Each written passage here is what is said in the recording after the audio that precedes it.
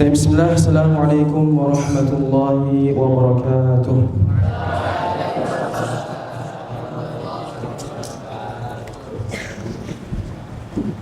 Innal hamdalillah nahmaduhu wa nasta'inuhu wa nastaghfiruh wa na'udzu billahi min shururi anfusina wa min sayyiati a'malina.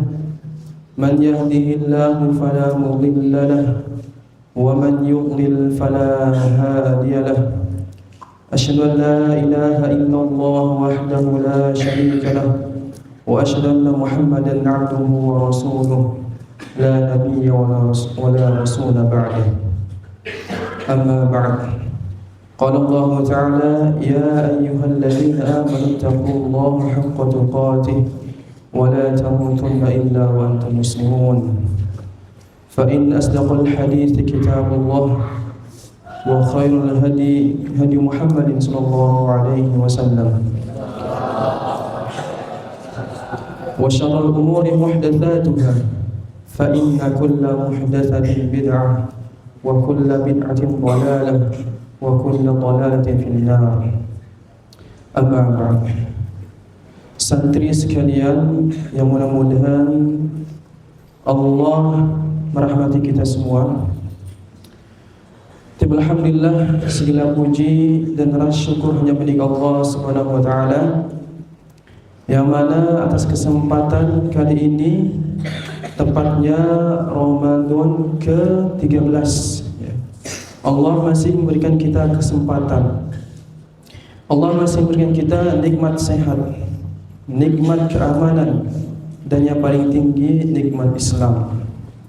Dan sekalipun sekarang Allah masih memberikan kita nikmat untuk bisa bermajlis ta'lim, untuk bisa menuntut ilmu, berkumpul di masjid kembali.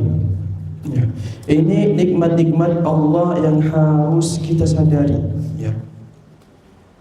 Karena tidak semua umat Muslim dunia ini mereka mendapatkan nikmat ini.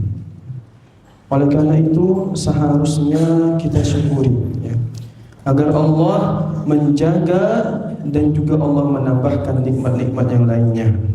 Ya, sebagaimana Allah menyebutkan dalam firman-Nya, la in syakartum la azidannakum wa la in kafartum inna 'adzabi lasyadid. Ya. Jikalau kalian bersyukur terhadap nikmatku, kata Allah, ya, kalian bersyukur oleh Allah, maka sungguh Allah menekankan di sini, sungguh aku akan tambahkan nikmatku kepada kalian. Ya, dijelaskan dalam tafsir Ibnu Katsir, di sini tidak hanya menambahkan, tapi juga Allah menjaga nikmat-nikmat yang Allah berikan sebelumnya. Ya. Wala in kafartum inna 'adzabi lasyadid. Dan jikalau kalian kufur, ingkar, tidak menjadari nikmat-nikmat yang Allah berikan kepada antum, maka sungguh azab Allah itu sangat pedih, sangat keras, ya. Sekeras apapun badan kita, ya, kena api pasti akan, ya, kebakar. Apalagi api neraka. Ini ancaman bagi orang yang tidak mau bersyukur dari nikmat yang Allah berikan kepada kita. Ya. Dan kemudian salawat salam mudah-mudahan Allah limpahkan kepada Nabi kita, Nabi Muhammad sallallahu alaihi wasallam, kepada keluarganya, para sahabatnya, dan kepada orang-orang yang mengikuti ajaran beliau hingga hari kiamat kelak. Yang mana dengan perjuangan beliaulah kemudian para sahabat, tabi'ut tabi'in, atba' tabi'ut tabi'in, dan kemudian ulama sampai sekarang, ya, kita mengenal itu Islam, kita mengenal agama Islam, kita mengenal ibadah puasa, salat, semua itu melalui perantara perjuangan Rasulullah SAW dan juga para sahabat, para ulama yang kita mengenal sampai sekarang ini. Dan tak lupa juga, ana wasiatkan untuk sentiasa meningkatkan kualitas ketakwaan kita, ya. Karena sebaik-baik bekal kelak di akhirat adalah apa? Ketakwaan. Ya. Bukan kendaraan yang banyak yang kita miliki, bukan rumah mewah yang kita miliki, bukan. Bekal kita sesungguhnya nanti adalah ketakwaan. Ya. Jadi dimanapun kita berada, kapanpun waktunya, kita harus tetap bertakwa kepada Allah SWT. Dikala sendirian, dikala sembunyi, ramai, banyak orang, tetap kita harus bertakwa kepada Allah SWT. Ya. Kita harus merasa menghadirkan dalam diri kita sentiasa diawasi oleh Allah SWT. Muraqabatullah. Ya. Karena kenapa? Karena setiap kita pasti ada dua malaikat yang mencatat kebaikan dan keburukan. Oleh karena itu, kita harus senantiasa bertakwa dan berhati-hati dalam setiap perbuatan kita. Ya, karena pada akhir kiamat tidak ada satupun yang terluput, ya, sedetik pun tidak ada yang terluput. Semuanya udah dicatat. Ya. Tinggal nanti pembalasannya di akhirat. Ya. Tinggal antum mumpung hidup di dunia, apakah antum mau beramal soleh? Apakah antum mau menjalankan ketaatan kepada Allah atau sebaliknya? Tinggal antum pilih apakah antum mau jalan akhirnya nanti surga atau neraka. Ya, ditentukan dari sekarang. Ya. Kalau antum jalannya mau surga akhirnya, tentu antum harus menjalankan perintah-perintah Allah. Dan sebaliknya, kalau bukan tujuan akhir antum nanti neraka, maka tentu antum harus menjauhi segala bentuk larangan, segala kemaksiatan yang Allah larang. Tentu ada di sini, ya, tidak seperti ustaz-ustaz yang sebelumnya di awal ustaz yang mungkin ilmunya lebih banyak gitu ya, ilmunya lebih tinggi, lebih luas gitu. Ya. Tapi tentu seorang muslim, seorang penuntut ilmu, jika ia menuntut ilmu dan dia mengamalkan ilmunya, maka dia harus memiliki kewajiban untuk menyampaikannya. Itu yang harus kita pegang. Sedikit pun yang kita dapati harus kita sampaikan. Jangan sampai kita hanya tahu diri kita sendiri. Ini bisa jadi hujah nanti bagi orang-orang yang mereka tidak mendapatkan ilmu pada hari kiamat nanti. Ya Allah, dulu saya tidak diajar oleh fulan. Ya Allah, dulu saya tidak dikasih tahu kalau ini boleh, kalau ini tidak boleh. Nah, justru itu, ya. Ilmu yang tentunya ilmu berdasarkan Al-Quran dan Hadis yang kita dapatkan selama kita di sini, kemudian kita mengamalkannya. Nah, di situ ada kewajiban kita untuk menyampaikannya. Ya, kata Rasulullah, "Ballighu anni walau ayah." Sampaikanlah oleh kalian dariku walaupun satu ayat. Ya. Dan juga Rasulullah bersabda, "Man dalla ala khairin falahu mithlu ajri fa'ilihi." Barang siapa yang menunjukkan kepada suatu kebaikan, maka ia akan mendapatkan kebaikan dari orang yang melakukannya tanpa mengurangi sedikit pun. Ya. Kalau misalnya antum nanti dapat ilmu, kemudian antum mengamalkan bagi antum sendiri dan antum menyampaikan kepada orang lain dari terdekat dulu, teman misalnya atau keluarga, maka kaum muslimin lainnya, bayangkan itu betapa banyak kebaikan-kebaikan yang antum dapatkan. Ya. Dan juga tidak ada, ya, perkataan yang paling baik, perkataan yang keluar dari mulut seorang manusia kecuali perkataan-perkataan yang mengajak kepada Allah SWT. Wa man ahsanu qawlan mimman da'a ila Allah. Dan paling baik ucapan adalah ucapan yang mengajak kepada Allah SWT. Pada kesempatan kali ini Anda akan menyampaikan, ya, sebuah tema puasa tapi sia-sia. Kok bisa gitu ya? Puasa tapi sia-sia. Padahal dia puasa gitu, udah menjaga lapar, haus ditahan, tapi kok sia-sia gitu. Kenapa? Ini perlu kita ketahui, ya. Selama ini mungkin antum telah mengetahui keutamaan-keutamaannya saja gitu ya. Tapi Tapi di situ juga harus antum ketahui hal-hal atau perbuatan apa saja yang dapat mengurangi pahala puasa kita, yang dapat merusak pahala puasa kita, dan bahkan sekalipun sampai melenyapkan pahala puasa kita. Alhamdulillah.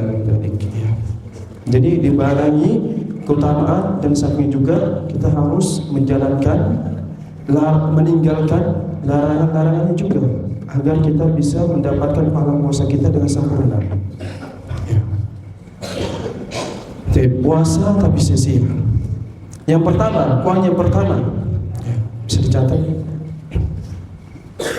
Poin pertama yang dapat menjadikan puasa kita sia-sia adalah puasa tanpa ilmu.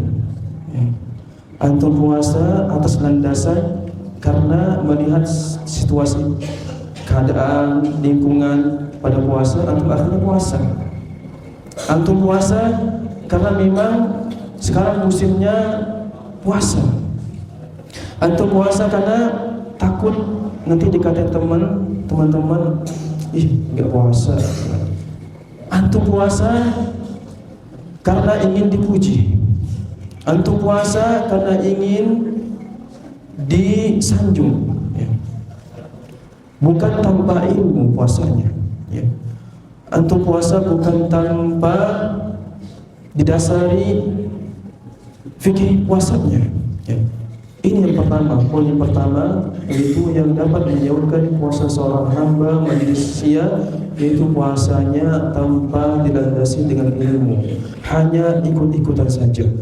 Ya tentu bagi kita semua menuntut ilmu, kita harus mempelajari fikih-fikih puasa.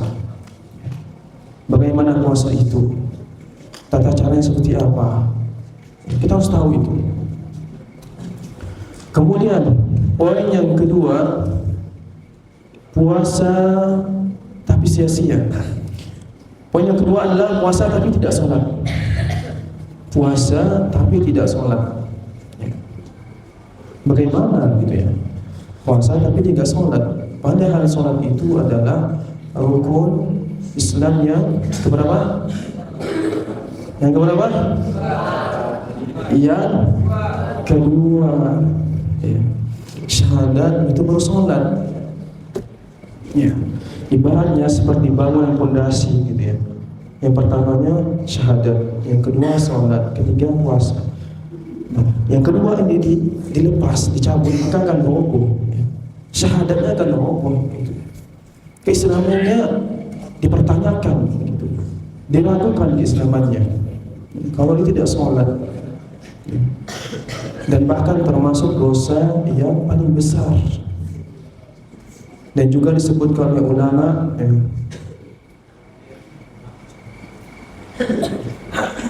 disebutkan dalam hadis Al-ahdu alladhi bainana wa bainahumus shalah faman tarakaha faqad kafar. Pembeda antara kami kaum muslim wa bainahum dan mereka kaum kafir as-shalah, itu salat. Faman tarakaha faqad kafar. Dan bagi siapa yang meninggalkannya maka dia sebutlah kufur. Ingat nih, ini ancaman yang keras bagi siapa yang meninggalkan sholat dengan sengaja dan juga dia mengingkari hukum kewajiban sholat.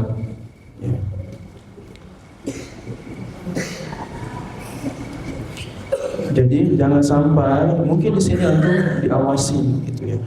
Ada ustaznya, ada musyrifnya, atau ada teman-teman yang saling mengingati. Tapi nanti di rumah antum semua para santri al-hunafa jangan sampai saking enaknya tidur gitu ya, saking enaknya main game misalnya, sampai lupa gitu sholatnya. Masih nanti, masih jam berapa gitu kan. Ingat ya, jangan sampai kita lalai dalam sholat kita. Bahkan bilang pada hari kiamat yang pertama kali dihisab amalan seorang hamba itu apa? Sholat. Di hari kiamat nanti Allah hakimi hamba itu, Allah datangkan di hadapan Allah, Allah hakimi, Allah bayangkan coba Allah tanya gitu. Itu yang pertama kali ditanya apa? Salat. Ya. Inna awwala ma yuhasabu bihi al-'abdu yawmal qiyamah min 'amalihi salatihi. Ya. Sungguhnya pertama kali yang akan dihisab dari seorang hamba kelak pada hari kiamat dari amalnya adalah salat. Fa in salahat faqad aflaha wa anjah. Jika salatnya baik, maka ia beruntung dan selamat. Wa in fasadat faqad khaba wa khasira. Dan jika salatnya rusak, maka ia merugi dan celaka. Fa in intaqasa min faridatihi syai'un qala ar-rabbu 'azza wa jalla unzuru hal li'abdi min tatawwu'in fayukammila biha man taqasa min al-fariidah. Kemudian Allah berfirman, jika ada kekurangan dalam solat wajibnya, Allah berfirman, lihatlah apakah hambaku memiliki solat sunnah untuk menyempurnakan kekurangan dalam solat wajibnya. Kemudian summa yakunu sa'iru amalihi ala dhalik. Kemudian seluruh amalnya akan dihisab seperti itu. Ya. Jadi nanti pada hari kiamat itu yang akan dihisab, yang Allah akan pertanyakan dari seorang hamba adalah amal solatnya. Ya. Kalau misalnya solatnya bagus, baik, maka seluruhnya akan bagus, akan baik juga. Tapi dari solatnya saja sudah tidak bagus, maka seluruhnya juga, amal seluruhnya juga akan rusak, akan celaka, akan menjadi rugi. Ya. Dan nanti pada hari kiamat, ya, salat sunnah itu ya, akan menjadi penyempurna dari kekurangan-kekurangan salat wajib yang kita kerjakan. Maka dari itu santi al-hunafa hafizakumullah jami'an, ya. Kalau misalnya untuk di salat sunnah, ya, usahakan salat. Ya. Usahakan jangan sampai dipaksa-paksa, langsung bangun kesadaran, ya. Ketika selesai azan langsung sholat sunnah, ya, sholat sunnah.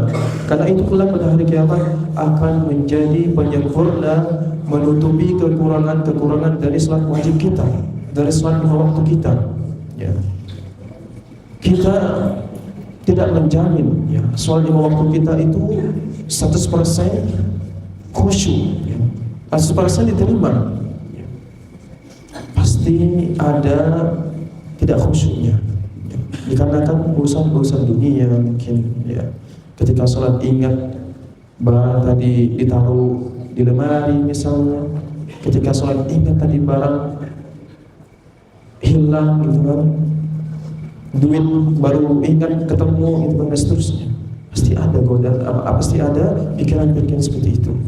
Oleh karena itu jangan antum tinggalkan sholat sunnah, terutama sholat sunnah yang 12 rakaat itu, ya. Sebagaimana Rasulullah bersabda, "Ma min 'abdin yusalli lillahi 12 raka'atan illa banallahu lahu baitan fil jannah."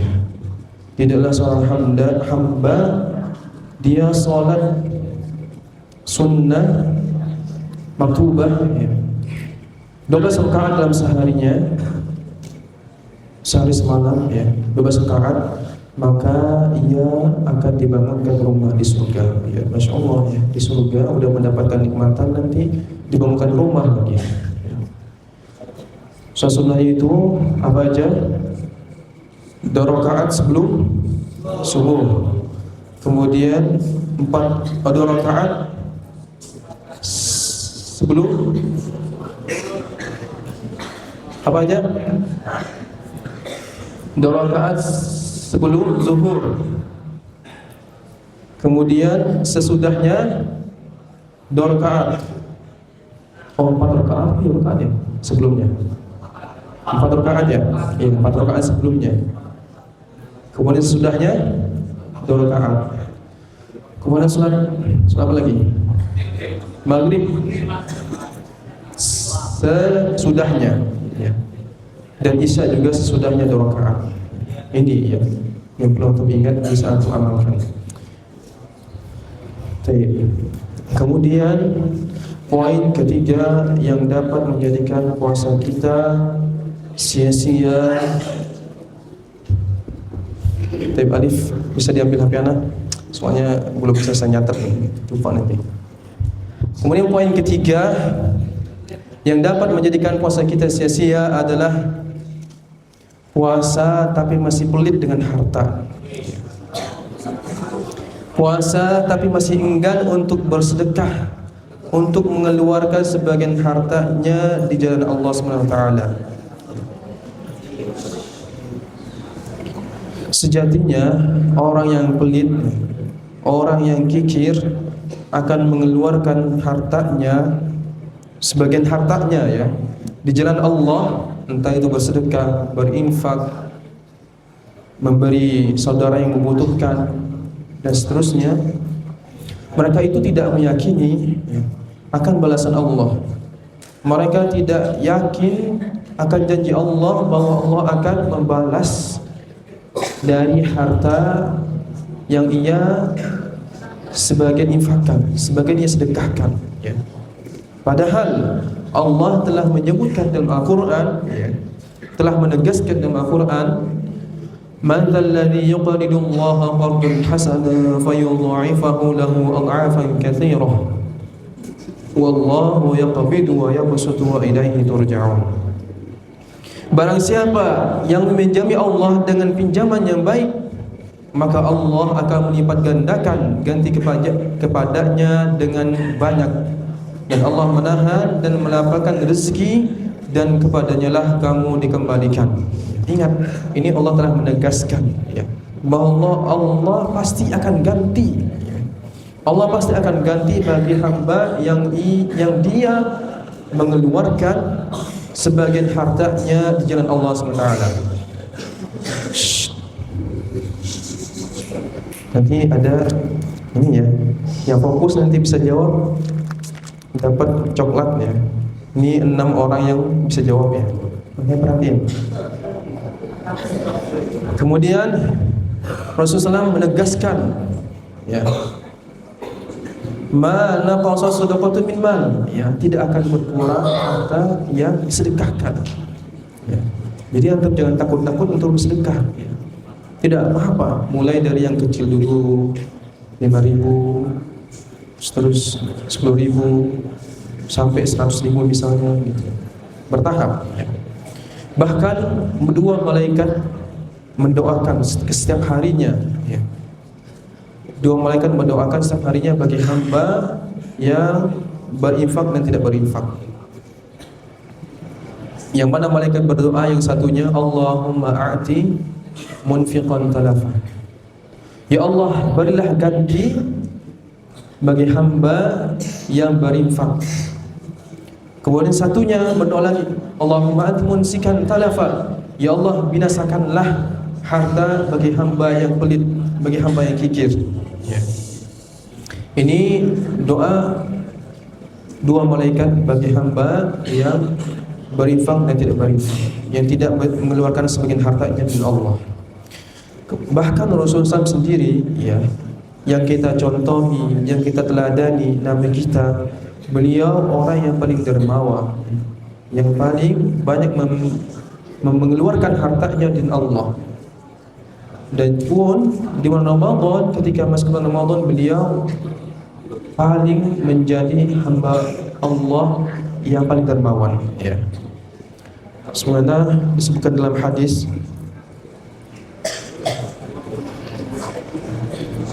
kana Nabiyyu sallallahu alaihi wasallam ajwadan nas wa kana ajwadu ma yakunu fi Ramadan hina yalqahu Jibril.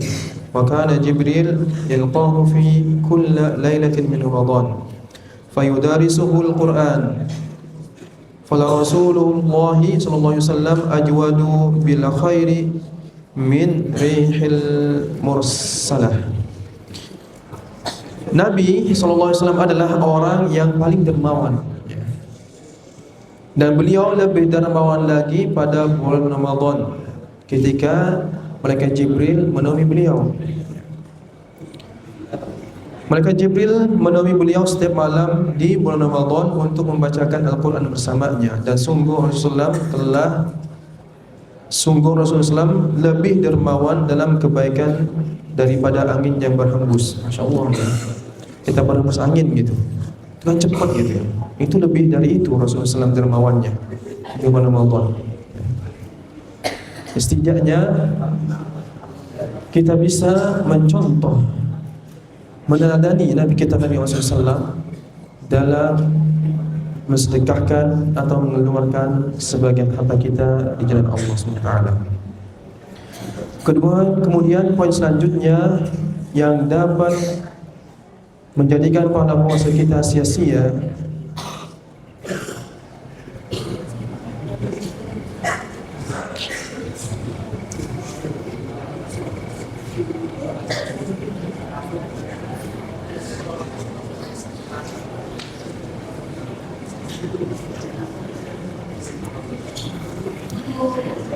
kemudian selanjutnya adalah salat tarawih super ngebut ya.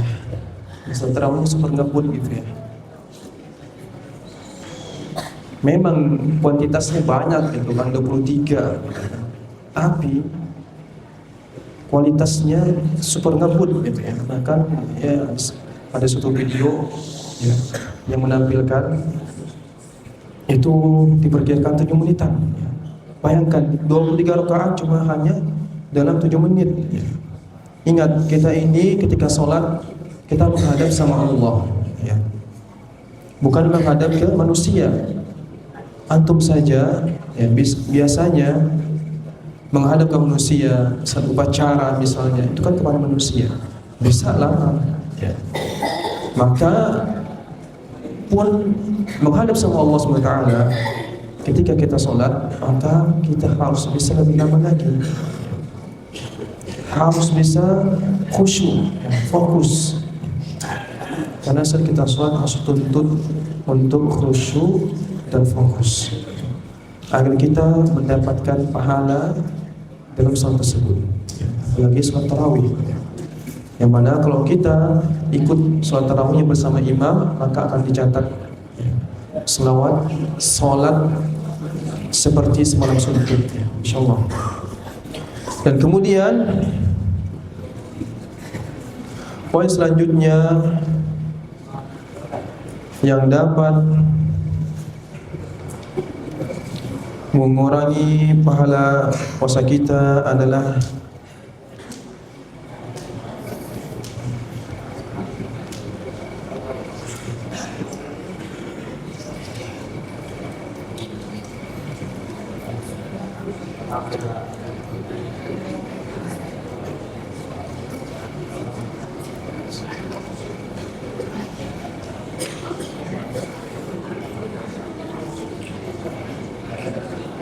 kemudian poin selanjutnya adalah lam yada qaulaz zur, yaitu tidak meninggalkan perkataan dusta ya. Tidak meninggalkan perkataan dusta, perkataan bohong ya.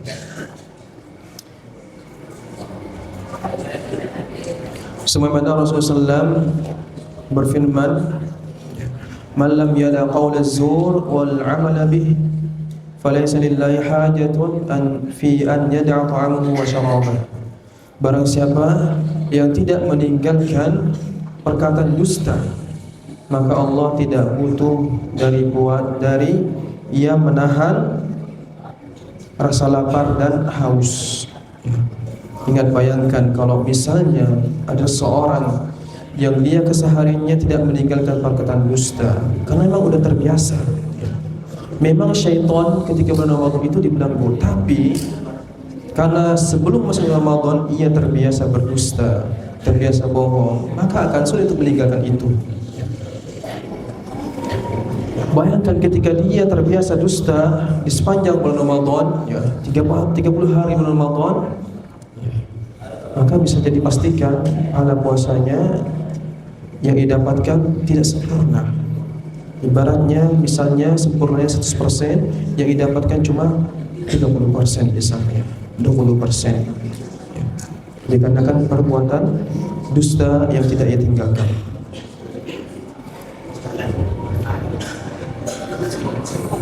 Kemudian poin selanjutnya yang dapat mengurangi atau membinasakan pahala puasa kita adalah al-lagw wa rafas, yaitu perkataan sia-sia, keji, kotor dan berbau porno. Ya, poin selanjutnya apa? Perkataan sia-sia, keji, kotor dan perkataan yang berbau porno. Rasulullah SAW bersabda, "Laisa siyam min akli wa syarab, innama siyam min al-lagwi wa rafas, fa inna sabaka ahadun aw jahula 'alaika faltaqul inni sha'im, inni sha'im." Puasa bukan hanyalah menahan makan dan minum saja, akan tapi puasa adalah dengan menahan diri dari perkataan lagw dan rafas. Apabila ada seorang yang mencela atau berbuat usil padamu, maka katakan kepadanya, aku sedang puasa, aku sedang puasa. Jadi puasa itu tidak hanya menahan lapar dan haus saja dari sahur hingga berbuka, ya, tidak hanya itu, tapi juga mengontrol perkataan kita dari perkataan-perkataan sia-sia, keji, kotor dan berbau porno.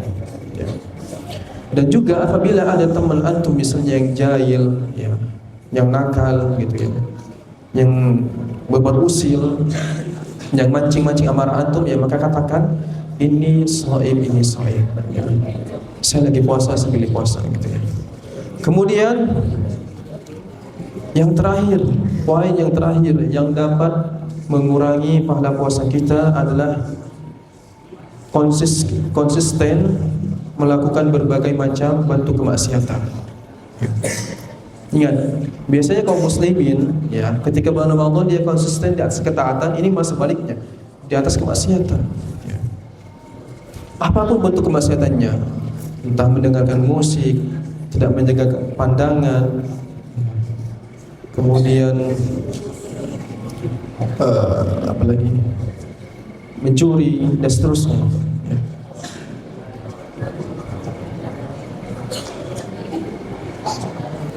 Oleh karena itu, ya, kita selaku santri Al-Munafah, selaku menuntut ilmu, tentunya kita berbeda dengan orang-orang yang di luar sana yang mungkin mereka tidak tahu ilmunya, tidak tahu kepada hal-hal yang dapat mengurangi dan bahkan sekalipun membinasakan, melenyapkan pahala puasa kita.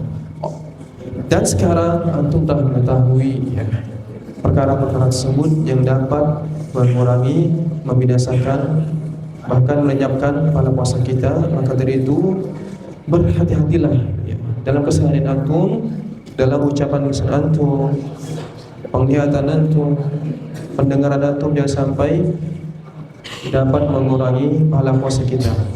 Oleh karena itu, semoga Allah menjauhkan kita dari perkara-perkara, dari perbuatan-perbuatan yang dapat mengurangi atau melenyapkan pahala puasa kita hingga hari terakhir Ramadan nanti. Amin. Ingat, pahala puasa kita itu ibaratnya sebuah balon atau plastik yang besar, ya, yang berisi air. Yang mana saat kita melakukan suatu perbuatan maksiat atau perbuatan yang dapat mengurangi pahala puasa kita, maka plastik atau balon itu akan bocor satu, akan bolong, maka akan keluar. Semakin banyak kita melakukan perbuatan maksiat, maka semakin banyak pula bocoran yang keluar air itu, maka akan lama-lama akan habis, tidak tersisa. Begitupun dengan pola puasa kita. Ya, semakin banyak perbuatan maksiat yang kita lakukan, maka akan menjadi sia-sia pahala puasa yang kita lakukan. Ini saja yang dapat saya sampaikan. Mudah-mudahan menjadi ilmu yang bermanfaat, ya, dan bisa antum amalkan dan juga bisa antum sampaikan, antum dakwahkan. Baik, wa akhiru da'wana alhamdulillahirabbil alamin. Wa sallallahu ala nabi Muhammad wa la khatim bi du'ai kafaratul majlis. Subhanallahumma wa bihamdika asyhadu an la ilaha illa anta astaghfiruka wa atubu ilaik. Wassalamualaikum warahmatullahi wabarakatuh. ولقد يسرنا القرآن للذكر فهل من مدكر